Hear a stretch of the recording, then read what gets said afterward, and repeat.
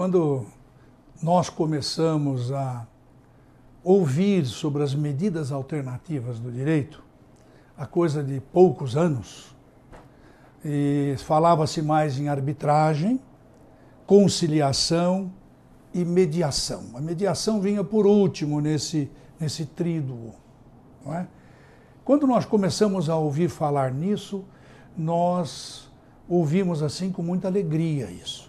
Porque qual era o escopo das medidas alternativas do direito? Era, por primeiro, desafogar o judiciário. O judiciário, vamos falar mais do judiciário paulista, mas na verdade é o judiciário nacional, é o poder judiciário brasileiro, ele está afogado, ele está atolado de processos.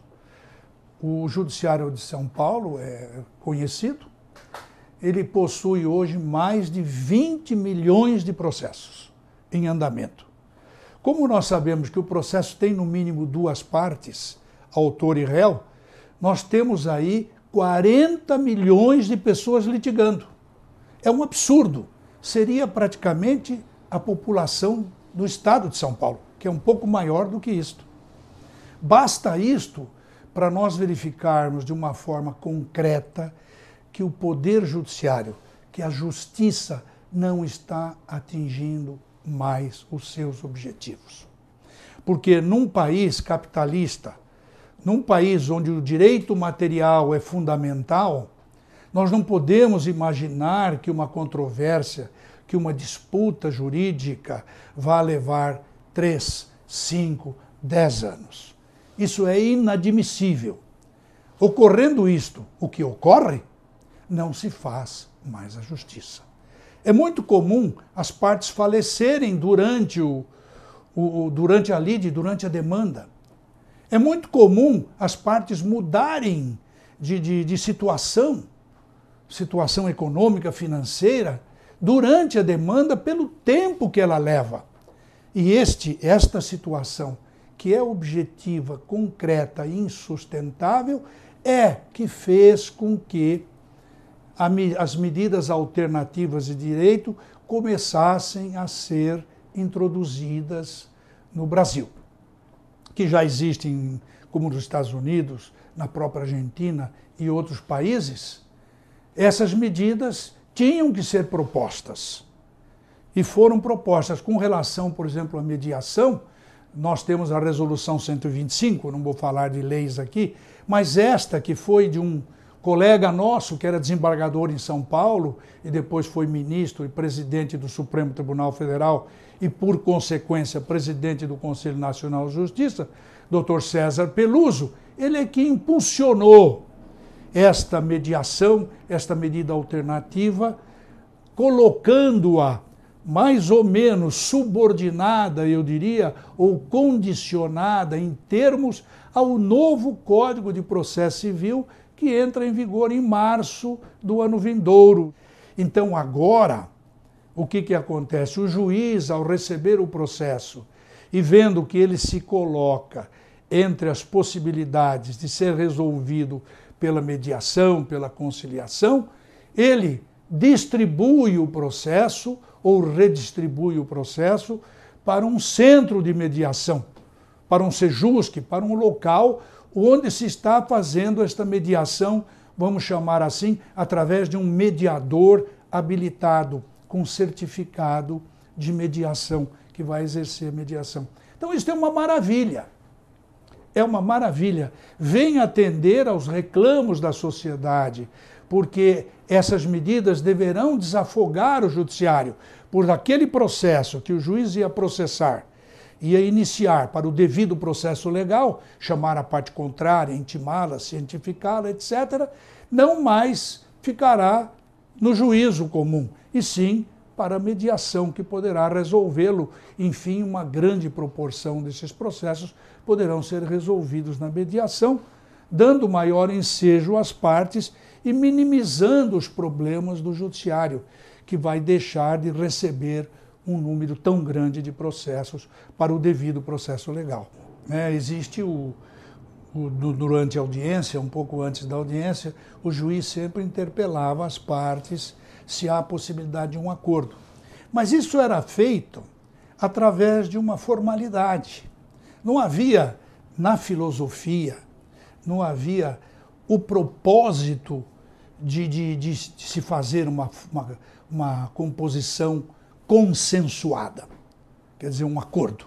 Não havia o propósito, porque a parte perdedora já tinha em mente um recurso, outros meios que levavam aquele processo para outras áreas, outras competências, outras autoridades, outros juízes. Por exemplo, saía do juiz singular, do juiz comum, ia para o tribunal antes de alçada, o segundo tribunal de alçada, depois para o Tribunal de Justiça, hoje diretamente ao Tribunal de Justiça, e ainda com recursos para Brasília, Superior Tribunal de Justiça, Supremo Tribunal Federal e assim por diante. Então os processos iam para as calendas, não terminavam jamais e traziam uma insatisfação muito grande para a sociedade. Então o que a Concílio oferece mais do que essa mediação estruturada pela Resolução 125. Essa mediação que o processo vai ser recebido de um despacho do juiz que envia o processo para a mediação. Essa mediação ela é provocada. Essa mediação particular, privada, ela é provocada. As partes a provocam. As partes procuram a Concílio para resolver os seus problemas. E a Concílio tem um staff, tem um time, tem uma equipe diferenciada.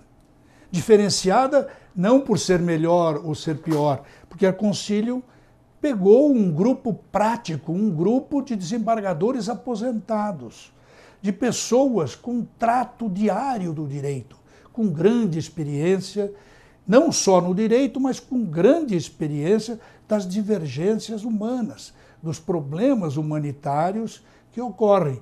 Por quê? Julgaram processos sobre pessoas, sobre família, sobre direitos, sobre dinheiro, sobre tudo isto por anos. Então, a Concílio oferece um grupo de alta idoneidade e de alto preparo para se fazer esta conciliação, esta mediação. Isso deste lado. E do outro lado, asseverando o princípio soberano da vontade das partes, que é onde a Concílio se apoia para a sua filosofia, é dar às partes um ambiente onde exista um certo relax, uma certa condição de expor os seus problemas sem protocolo, sem imposições, ou seja, uma flexibilidade muito grande, os dias dos encontros, os horários dos encontros, de conveniência mútua, não imposta por uma estrutura que assim deve fazer pelo número que ela vai enfrentar. Porque como magistrado, eu estudava o problema das partes através das diversas petições, dos diversos recursos apresentados pelos advogados, e para e passo se percebia a condição humana das pessoas que eram representadas ali no papel. Então isso nos dá uma experiência muito grande. Hoje, de nós, conseguimos conversar com essas pessoas e tirar dessas pessoas o sentimento, a emoção, ou viver com essas pessoas o sentimento, a emoção, esse lado subjetivo que ficava mais difícil no processo.